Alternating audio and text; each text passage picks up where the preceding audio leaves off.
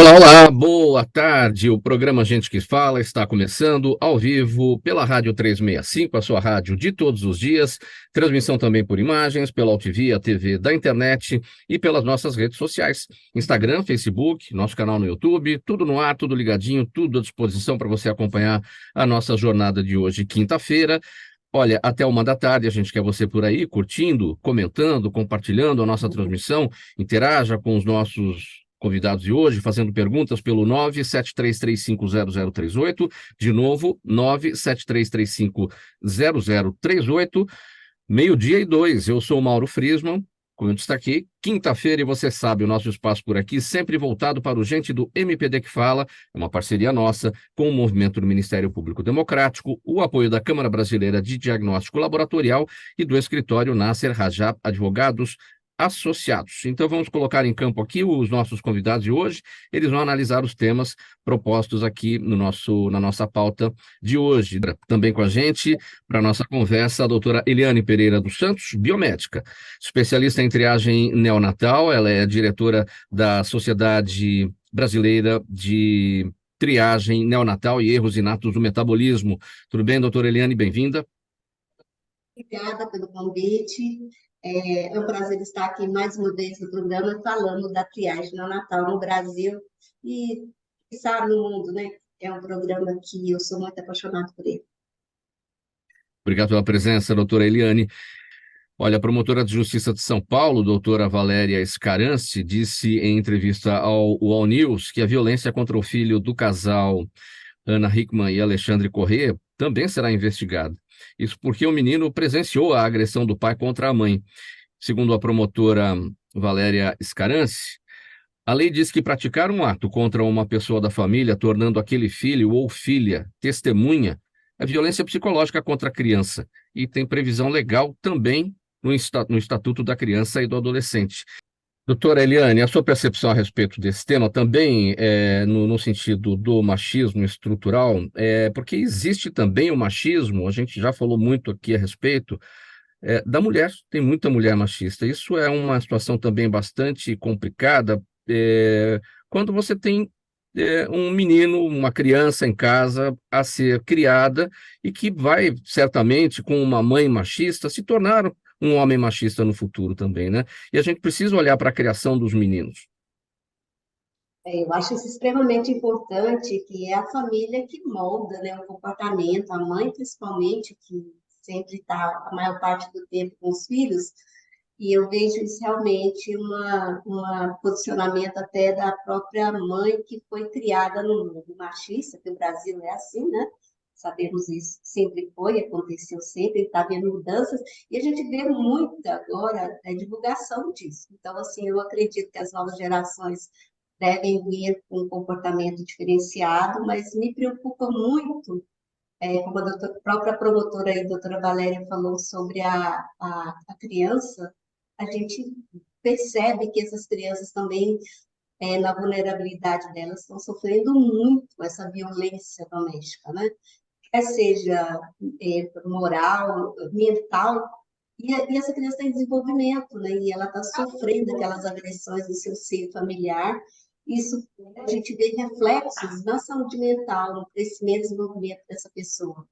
Então, eu acho que discutir esse tema como tem sido discutido tem sido muito válido para esclarecer e a gente proteger, fazer proteção não só da mulher, mas dessa criança. E nesse movimento que a gente trabalha, que eu trabalho muito com a criança, a gente vê isso acontecer. Violência doméstica, violência sexual, e que as pessoas até entendem esse normal. A nossa própria evolução, né, de entendimento, que é o do brasileiro em si. Mas eu tenho certeza que isso está mudando. E esse número de notificações que a gente tem, inclusive de pessoas famosas, nos direciona para isso. Não é que eu acredito que a violência não aumentou, ela está sendo colocada a público, ela está sendo denunciada. E com isso, com certeza, a gente vai mudar os pensamentos das gerações futuras. Como eu prometi aqui, vamos falar agora sobre saúde, né, gente? A cobertura de triagem neonatal no Brasil apresenta um cenário desigual, conforme as áreas do país. Vejam só, no Norte e Nordeste, regiões de menor desenvolvimento econômico, as coberturas estão abaixo de 80%. Também são frequentes problemas nas licitações de insumos da triagem neonatal ou na aquisição de medicações de fórmulas, o que compromete a eficiência do programa na prevenção das complicações. Também é identificada a coleta tardia dos testes, ou seja, quando o bebê é submetido ao exame após 7 dias de vida. Doutora Eliane, vamos analisar este cenário, não é só uma questão do atraso nas regiões, né, do Norte e do Nordeste, também não, o atraso na aplicação do teste do pezinho, mas também a aplicação do teste do pezinho ampliado, né, que já é uma situação já consolidada e que também não avança, né? Então, vamos falar um pouco do histórico da triagem neonatal. O teste do pezinho, ele está no Estatuto da Criança e Adolescente, estava, né, desde 1969 lá, onde era obrigatório já a realização de exames que pudesse fazer uma investigação de erros inatos no metabolismo e doenças que pudessem levar a alguma deficiência e até a óbito. Isso surgiu e no Brasil começou mais ou menos em 1994, vários serviços fazendo a triagem neonatal, o teste do pezinho de maneira estadual. Então, cada um seguia um modelo, mas sempre com a finalidade de investigação precoce. Isso evoluiu muito, né? O Brasil evoluiu muito nesse tempo, quando foi 2001, saiu o Programa Nacional de Triagem Neonatal através da portaria 822. O que essa portaria trouxe? Ela trouxe que a ampliação seria nacional, todas as crianças brasileiras teriam direito. Olha para vocês verem o tanto que se demorou. Lá no Estatuto da Criança foi previsto, porém só em 2001 o governo federal implantou o Programa Nacional de Triagem Neonatal e Erros Inatos no Metabolismo.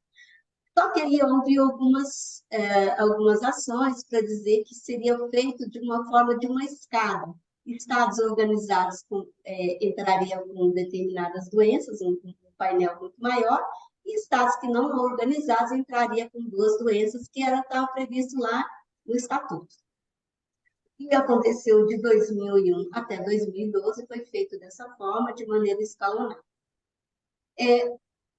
Aconteceu que não houve avanço, os estados que iniciaram com 2 doenças não avançaram em vários quesitos, em cobertura e ampliação de exames, que estava previsto na portaria. E quando chegou agora em 2021, criou-se a Lei da Ampliação, que modificou o Estatuto da Criança e Adolescente, incluindo até 50 doenças no Programa Nacional de Triagem Neonatal. Mas, quando a gente vai falar de equidade, a gente entende que todo bebê brasileiro tem o direito de realizar o seu teste, o seu exame em tempo oportuno e de maneira igual para todos os recém-nascidos brasileiros. E aí que estão essas diferenças quando a gente caminha para a população norte e nordeste, que a gente percebe que nunca houve muitos avanços. Alguns estados, sim, claro, eu não estou generalizando aqui, eu vou falar como um todo, até para não apontar um estado ou outro, mas que acontece hoje, que a gente tem coberturas muito baixas nessas regiões, nós temos falta de insumos, muitas vezes, já aconteceu até no Rio de Janeiro mesmo, mais ou menos em 2018, o Rio de Janeiro ficou sem fazer teste de pezinho porque não tinha reagente. Então, assim, foi drasticamente crianças que morreram porque não tinha reagente para fazer o teste de pezinho, o poder público não se organizou nesse sentido. Até hoje acontece isso. Recentemente, nós tivemos notícia de estados do Nordeste que também estavam sem fazer o teste do pezinho por falta de reagente, o diagnóstico. Imaginem vocês, se eu não estou conseguindo fazer diagnóstico precoce, como que eu vou tratar? E aí vem insumos caros, de alta complexidade, e que eu tenho que manter essa compra de forma regular para dispensação para as crianças detectadas. Já se investiu muito no diagnóstico e eu preciso manter esse bebê em condições de saúde boa. Se eu faço o diagnóstico precoce, se eu oferto tratamento no momento oportuno, com certeza eu vou ter uma evolução muito boa desses bebês, desses adultos, né? Ele vai chegar a fazer adulto e ele vai ter sua capacidade funcional de trabalho laborativo totalmente garantida. O que acontece no Brasil hoje? São falhas do poder público, de não garantir o exame de maneira oportuna, ofertando a compra de kits reagentes para o centro de referência em triagem neonatal para realizar. Então, se colhe essas amostras e não faz, fica lá guardado até que se tenha reagente, então aí eu perco muito tempo esse diagnóstico, e muitas vezes quando eu chego a fazer, essa criança já foi a óbito, porque no teste Sim. do pezinho tem crianças que matam. Né? De maneira, medicamentos da mesma forma, e com ampliação mais difícil ainda. E eu vou dizer para vocês o que é o problema hoje de cobertura. Nós vimos aí a vacina. Todo mundo sabe que a vacina tem uma cobertura muito baixa e a gente está tendo no Brasil hoje algumas questões de retorno de doenças que já estavam totalmente erradicadas. A triagem neonatal fez sucesso muito grande nos anos de 1994 até 2001, principalmente de 2001 até 2005, nós tivemos uma cobertura de quase 100% desses recém-nascidos. Porém, banalizou, acho que, e quando eu tenho sucesso no programa, eu não começo a mostrar os bebês e as crianças que foram afetadas pelo não tratamento, parece que as pessoas esquecem. Exatamente a vacina, não tem doença, não tem que vacinar. Então, assim, a doença ela existe, ela continua existindo uma frequência muito alta, porém não se faz triagem no Natal. Os pais não estão bastante esclarecidos da importância e da obrigatoriedade, porque a lei nacional agora, a lei 14.154, ela se tornou obrigatória. Então, os pais, aí eu vou deixar o poder público falar, né, dessa obrigatoriedade dos pais ser responsabilizados por não realizar a triagem neonatal do seu bebê. E o Norte e o Nordeste, essa falta de cobertura, a gente tem várias razões. As razões são do próprio território, né? Eu vou dar um exemplo para vocês do Amazonas, e toda a parte norte ali que tem coberturas de água, por exemplo, no sentido de transporte dessa amostra, de chegar realmente ao bebê, que nasceu lá nas trincheiras do Rio Amazonas. Como que eu transporto essa amostra?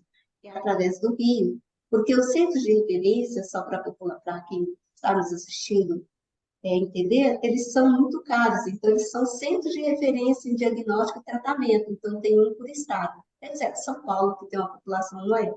Então, tem que se coletar no município mais distante e chegar na capital Manaus, que é onde está o centro de referência. Como que transporta essa amostra? Aí a gente tem uma logística de correios, de transporte de amostra. E realmente os correios também não conseguem chegar até nessas populações. Geralmente são transportes via barco, né? Via água, fluvial. E agora, recentemente, nós temos um problema gravíssimo aí que a gente não tem mais rios, né? Secaram, a gente está sem transporte.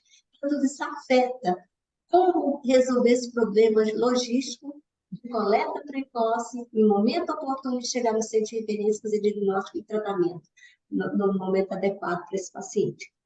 Cobertura é uma dessas razões. Então, a gente tem que fazer uma análise nacional, situacional do país. A SBTI tem um projeto que ela desenvolveu. Eu estou à frente desse projeto para que a gente faça um diagnóstico situacional, aponte para o poder público aonde estão os problemas que devem ser corrigidos para o país, para o governo federal, para que a gente realmente possa fazer ações efetivas que possa todos os brasileiros ter o seu direito garantido dentro da Lei 14.154, para que ela realmente possa realizar seu teste pezinho. Não é só coleta, não é só ir lá e fazer a coleta, né? E não dar garantia de tratamento, de medicamentos caros, aí que a gente está vindo com a ampliação do teste do pezinho. Eu gostaria de dizer para vocês que agora a gente chegando nesse nível de ampliação, quem ampliou com lei distrital foi o Distrito Federal. São Paulo, na capital, também tem uma ampliação. E a Paraíba, por lei, um projeto de lei que foi ampliado por uma lei, porém não tem estrutura total para que atenda em toda a sua integralidade esses diagnósticos. A gente precisa de equipe e recursos humanos extremamente qualificados para fazer esses atendimentos daqui para frente. São doenças genéticas, a maioria delas, né? São erros de nascimento e metabolismo e que eu tenho que chegar. E eu vou falar a última doença, que é o AMI, que é lá da fase 4, 5 da lei, que é a atrofia muscular espinhal. Então, não adianta eu fazer, dispensar um medicamento mais caro do mundo, que hoje está aí comercializado a 5,2 bilhões, né, a dispensação dessa terapia imunobiológica, e eu não chegar a tempo e oportuno. Então, não adianta eu ter o melhor medicamento do mundo, mas eu não fazer diagnóstico precoce. Então, essa é a grande preocupação hoje que a gente diz em termos de triagem neonatal. Os estados têm que assumir esse papel, os municípios têm que assumir esse papel, juntos com o governo federal, buscar maior, é, mau caminho para que todos tenham acesso. Não é só o brasileirinho do Distrito Federal, do município de São Paulo, mas de todos. É mais ou Então, menos isso que eu queria explanar.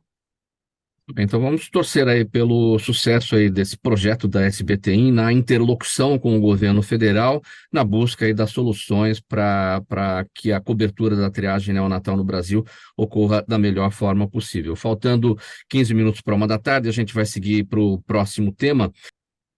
Doutora Eliane, a Juliana Rocha está acompanhando a gente no Instagram. Obrigado, Juliana. E ela pergunta por que tantos bebês nascem prematuros no Brasil e como melhorar esses índices.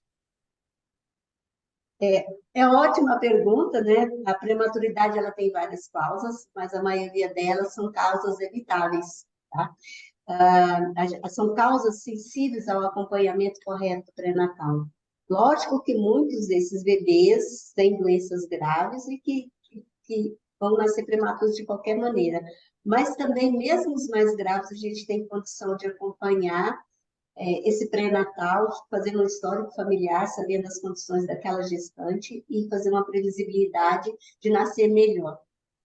Hoje nós temos um agravo muito grande da prematuridade no Brasil, uma das grandes causas da deficiência intelectual no Brasil, física também. Então, como eu sou da Rede APAE, eu enxergo o potencial de crianças e de pessoas que têm deficiência provocada pela prematuridade. Muito bem, gente. Ponto final. Vamos colocar aqui um ponto final nessa edição do programa Gente que Fala de hoje. Quinta-feira por aqui, sempre o Gente do MPD que Fala, parceria nossa com o movimento do Ministério Público Democrático e o apoio da Câmara Brasileira de Diagnóstico Laboratorial e ainda do escritório Nasser Rajab Advogados Associados. Gente, muito obrigado pela presença de vocês, pelas análises, pelo debate aqui proposto nos nossos assuntos de hoje. O programa Gente que Fala é sempre realização da ABCOM. A apresentação é minha, Mauro Friesman, pauta e redação Pedro Schiavon, Zenilda Salvato, nossa diretora de produção, jornalista Fausto Camunha, nosso diretor-geral. Você por aí, sempre do outro lado, a razão da nossa presença aqui todos os dias, você ouvinte, você espectador.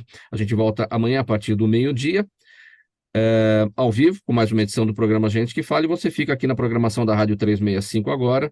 Hoje não temos o Lucas Neto. Você vai ficar com uma programação musical de altíssima qualidade aí na Rádio 365, a sua rádio de todos os dias. A gente volta a se falar então amanhã. Um abraço, boa tarde, tchau, tchau.